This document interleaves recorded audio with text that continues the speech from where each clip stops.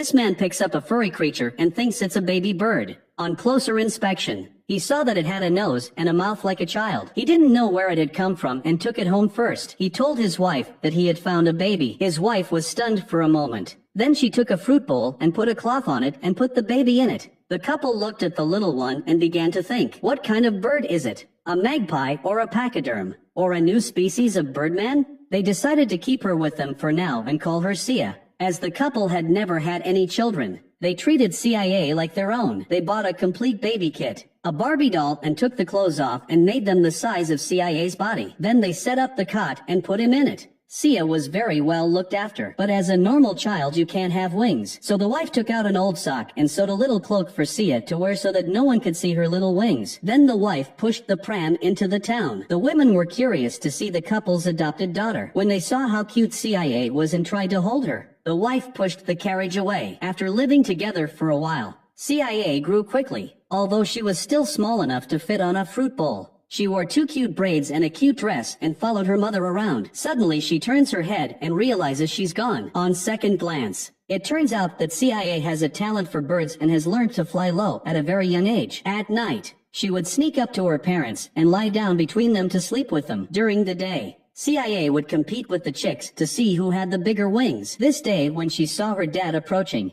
CIA said, This made his wife very happy. It was the first thing the child had ever said. Then CIA said something else. Immediately, the wife got excited and said that Sia must be calling her mom. She thought that Sia was learning to speak like a human, and the husband said that it was probably their bird language and that she wasn't actually calling us at all. But the wife decided to take the teaching seriously anyway, and every day she taught Sia a few words over and over again. And Sia kept learning carefully. But it seemed that no matter how she learned, she couldn't pronounce her mother's voice. Gradually, the wife began to complain to her husband about what she thought was a speech impediment. So she decided to change the goal of her studies. Jenny had a plate of worms in front of her. She shrank straight away. Immediately afterwards, she saw the small protein-rich spiders on the floor and she squatted down and started pecking at them with her mouth. It's the sort of thing parents are used to because CIA was not human but a bird. No one knew where she came from. The couple adopted CIA and took care of her as if she were their own child.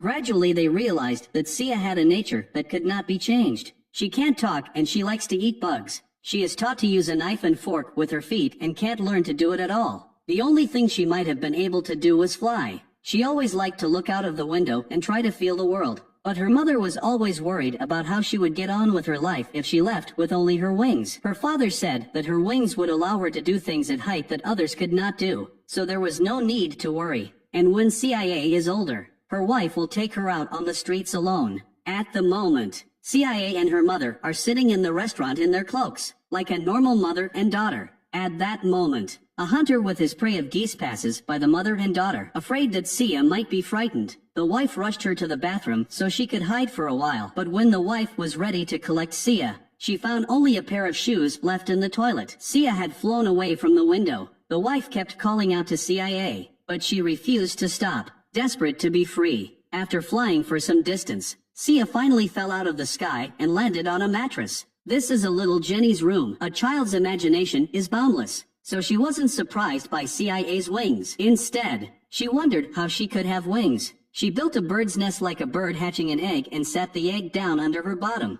But apparently it broke immediately. Then Jenny wants to take CIA to the woods to teach her to fly. So CIA put on her ill-fitting shoes and was carried by Jenny to the tree. Sia soon flaps her wings and flies up to a branch high up in the trees. Jenny, unable to climb up, decided to sleep and go back to the tree tomorrow to learn from her. But when she woke up the next day, she couldn't find Sia. Meanwhile, the couple who had found CIA had flown away, grabbed their bags and started looking south for CIA. They eventually meet up with little Jenny. The winged girl kept talking bird language. The birds in the trees were responding to her, but Jenny was getting happier and almost danced. So the birds got tired of her talking and left first. Jenny was puzzled and then she flew off after them. At that moment the hunters were shooting in the forest. A few people were shocked and they were afraid that the hunter would kill the one they were looking for. So they looked everywhere. Jenny saw a blue cloak fly into the well. She thought it was CIA and went after her. Then Jenny followed the rope to the bottom of the well. She kept feeling around but saw nothing, so it didn't look like CIA was here. But when she climbed out of the well, she was cold and dirty.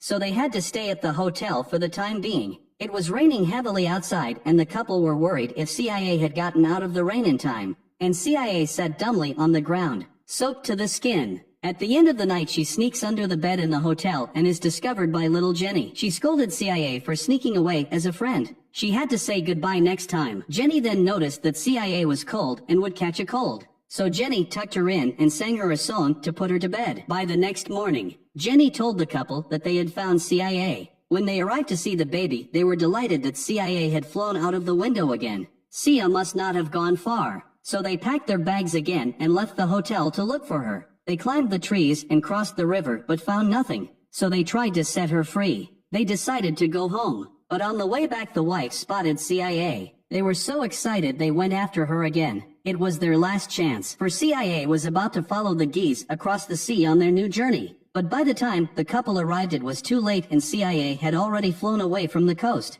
Looking out over the endless sea, the wife and husband thought it was all over. And just then, CIA had another accident. She fell into the water and drifted back to the shore. When the husband found her, he brought her back and the family was finally reunited. In the evening, the couple decided to try to feel their daughter's way of life. They added a bug deluxe to their dinner. The wife was going to let CIA use the fork again, as was her habit. But she let her daughter live her life the way she wanted to. So for the first time, CIA was allowed to eat without a knife and fork. Their daughter was found and they jumped for joy. They were all in a state of bliss. But after a while, Sia kept flinging herself at the window. She still wanted to fly out and experience the outside world. The couple understood what CIA wanted and decided to let her find freedom. They took the baby to the hillside and told her to go ahead. Sia smiled and said goodbye to her parents. Then she flapped her wings and flew further and further away, with her parents watching behind her. They knew that Sia would have to grow up and face the future on her own.